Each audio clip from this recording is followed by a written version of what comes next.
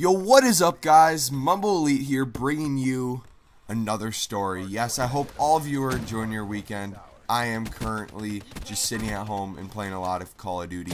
That's my plan for the weekend, basically. I know I have to work Sunday, but let's get right into the topic. It's story time, like last week. Last week we talked about how I almost didn't get confirmed. This week we're going to do a life-changing moment for me, which happened last summer. It was how I could have possibly died. That's how bad this moment was. But I'd say probably one of the worst experiences of my life. So let's call this the worst experience of my life. Now it all starts back when a couple of my buddies and I wanted to go fishing. We said, okay guys, hey, who wants all go fishing? Who's down? And we were going to start at one of our favorite spots in town. And not a lot of people came out right away. So we started there, we're like, okay, fish is kind of dead. More people started showing up, and we were thinking to ourselves, we're like, okay, well, if it's not working here, why are more people going to want to come? Maybe we should change locations. So two of my other friends told us where they were. They were over by the water tower, which was by Taco Bell, and they're kind of, just sitting in the back, basically waiting for us to show up because the trail took it like way back into the trees, into the swamp area. There's no good way to get there. So we went. I drove my friend Wes with me, and we had to make the sharpest turn of my life. Like basically you're coming down the road and you have to come to a complete stop in a 35-mile-an-hour zone, and you got to turn, and you have literally like an inch to spare. So we got in there. The road was really bumpy back there. It was obviously just like some trails. Cars obviously could go on it, but not a lot of people did. So we go back there, and instantly we find the other people. We kept driving all the way into the back till we found a place to park. It was bumpy as hell, and we were going to have to do some maneuvers, actually turn around and get the hell out of there. But anyways, we start actually fishing. We go in the weeds area. There's tall grass everywhere, and there's a beautiful outlook over this, I'd say, pond, and it was pretty big, and it was really quiet when we went. All of us were kind of silent in our areas. We kind of set up over the span of probably like an eighth of a mile, I'd say. So when we're doing that, I go with Wes, and we kind of set up near each other. He needs to get his pole for me, and instantly right away his pole wasn't working. His string was fucked up, and he wanted me to fix it. So on his way over, he's coming through the grass, and he ends up cutting his finger on a piece of grass that literally looked pretty deep. And he came up to me. He's like, Reed, I just cut my finger open. Like, do you have anything that I can use to stop the bleeding? I had nothing with me. I didn't have a towel or anything. So basically we were screwed there. And I remember I think I had a towel in the car. So I went to the car. I told Wes, I'm like, here's my keys, go open the car. And he takes his kind of half-broken pole with him. He goes to the car to get the towel. Somehow, when he opens the car door, he gets the towel caught onto the fishing pole. So not only is the string fucked up on the fishing line, he now has this bloody towel that he's trying to stop his finger from bleeding on. He has hooked onto his pole. And he brings it back out. He's like, Reed, the bleeding's kind of stopped. I can't get the towel out. And it was like hooked in there good. There's no way this thing was getting out besides getting cut off. And even at that point, we really didn't have a lot of materials to cut it. So we're like, you know what, dude? I'm sorry. We kind of have to fish. Let's just go with the flow. Maybe we change poles after a while. We switch. I don't know. Let's work it out later. But right now, I want to fucking fish. So Wes and I go, and we fish with each other. And we're switching off. No one's catching anything. We all kind of team up together. There's about 6 of us there, I'd say. We all kind of went to the same area after about an hour. We kind of gave up, and we decided, you know what? Let's just all fish together and see if we can get anything. So we go over there. We're busting some music out. Chips are coming out. It's a good time. Things are getting better. And out of 6 of us, 2 of us kept catching fish. And it was 2 of my other friends, not me or Wes. So we're sitting there, we're switching on and off, not even a bite. It was literally so bad. The only bite I got I literally went to go pull my line because I saw my bobber go under. The fish went off of my line, went to the kid next to me's line, and he got my own fish. It was the dumbest thing in the world. He stole my fish, and I was so pissed at the moment. But that's not even the worst part. It gets worse, guys. Don't worry. This is a story from hell. It was awful. So after about another hour, we decided, you know what, fuck it. We're not getting anything. Some of us had to go. So one of my friends drove his truck back there, and he starts making his way out.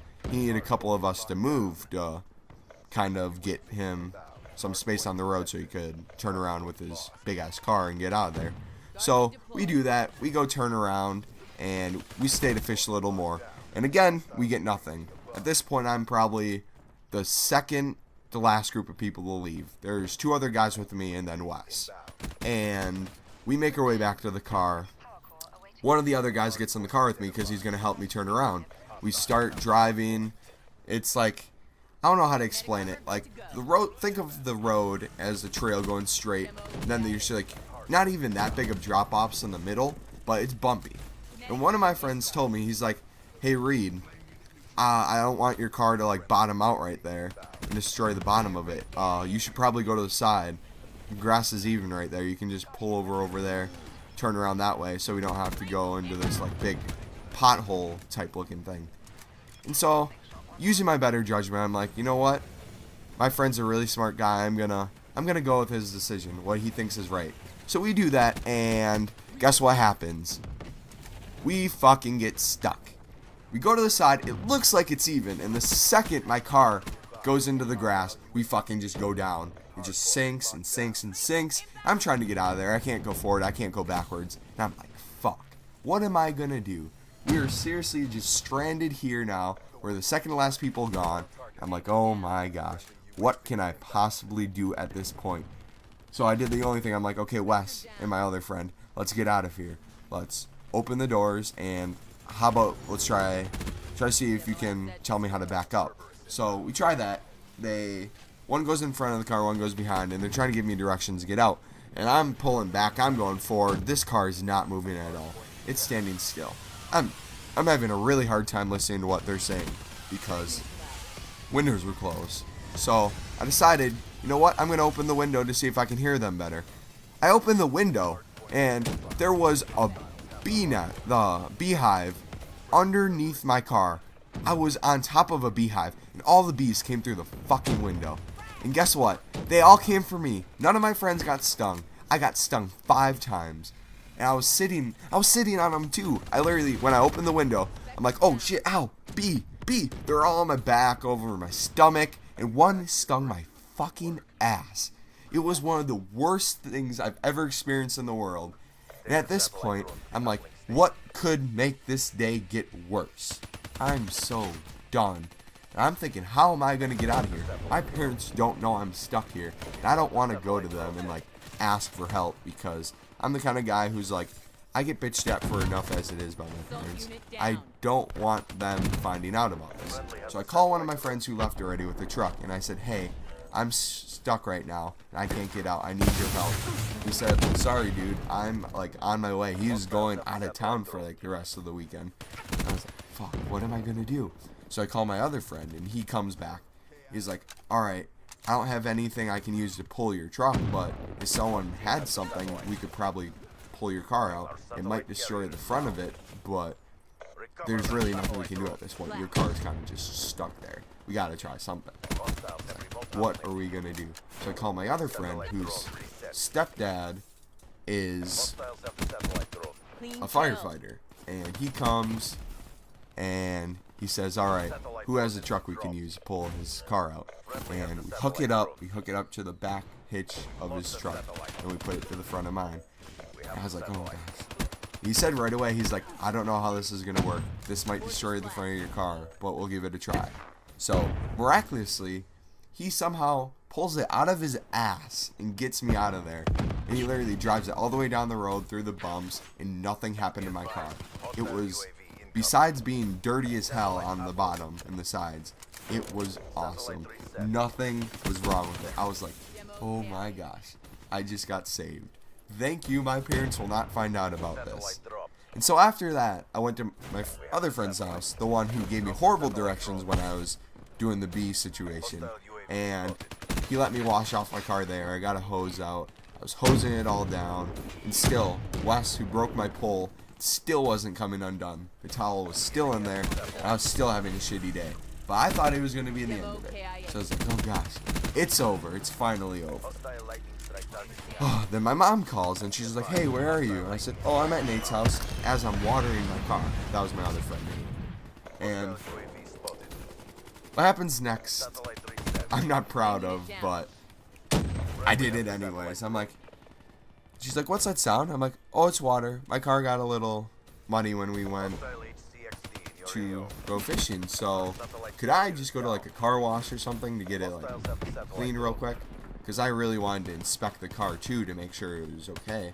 And I did that. I went to go inspect the car and I couldn't find anything wrong with it. So I bring it home and I bring it home and oh gosh, my parents knew nothing about it.